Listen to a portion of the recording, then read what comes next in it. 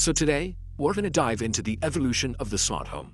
But listen, this isn't just about the latest gadgets. We're about to uncover a hidden history, a secret thread that connects a 19th century inventor to the most futuristic furniture you can possibly imagine.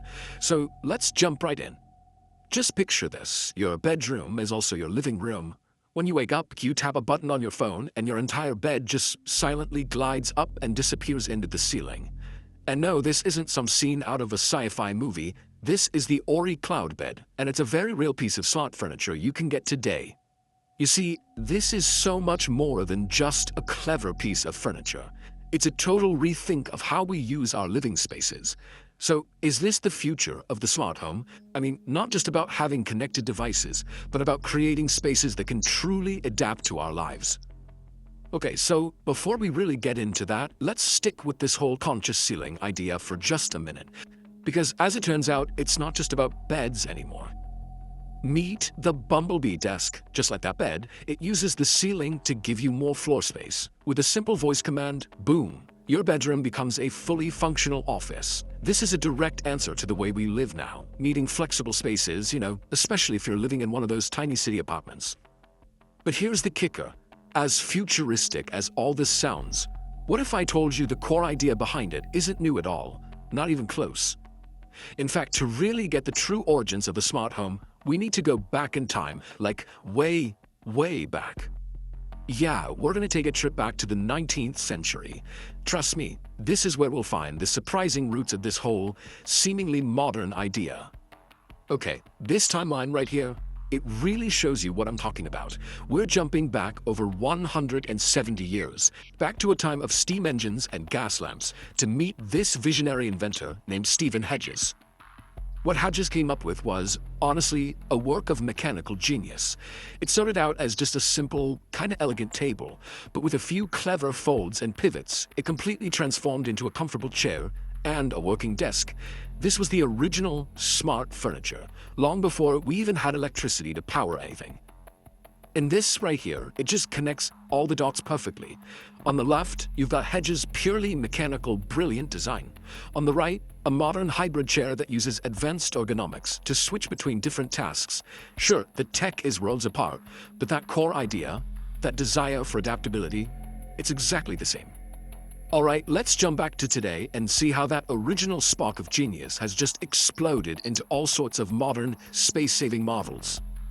I mean, we've all seen one of these, right? The classic expandable table. It's such a simple but brilliant piece of engineering that lets you go from a small family dinner to a big party in seconds. And then you've got this wild creation, a perfectly normal-looking sofa that, with just a couple of moves, turns into a sturdy bunk bed. It just goes to show how modern design can create these incredibly versatile pieces of furniture. And hey, it's not just about the big stuff. Even something as simple as storing your shoes has gotten a clever upgrade. This rotating shoe wheel is just a fun, super efficient way to stay organized. But you know what all these have in common? They're purely mechanical. The real game changer, the next big leap, is when electronics enter the picture. Okay, this is where things get really interesting. This is where the smart in smart home truly comes to life. We're moving beyond clever mechanics and into a world where our homes can actually sense, react, and adapt to us. Just think about your windows for a second. With modern automation, they become an active part of your home's whole ecosystem. You could wake up to your windows opening automatically to let in a nice breeze, and then, if it starts to rain later, they just close themselves. But what if you didn't even need blinds or curtains? That's the whole promise of smart glass. You touch a button and your windows instantly go from perfectly clear to totally opaque. You get complete control over privacy and light. So how does this magic actually work? Well, there are a couple of different ways to do it, but the basic idea is that an electrical current changes the properties of the glass. Some types are like a simple on-off switch for privacy. Others can be tinted to different levels, almost like a pair of high-tech sunglasses for your entire house. So, we've seen how our homes can be more efficient, more responsive, but what if they could also make us more creative? This final stage in the evolution of the smart home, it's all about empowering us to become makers. And this is really where the whole story comes full circle.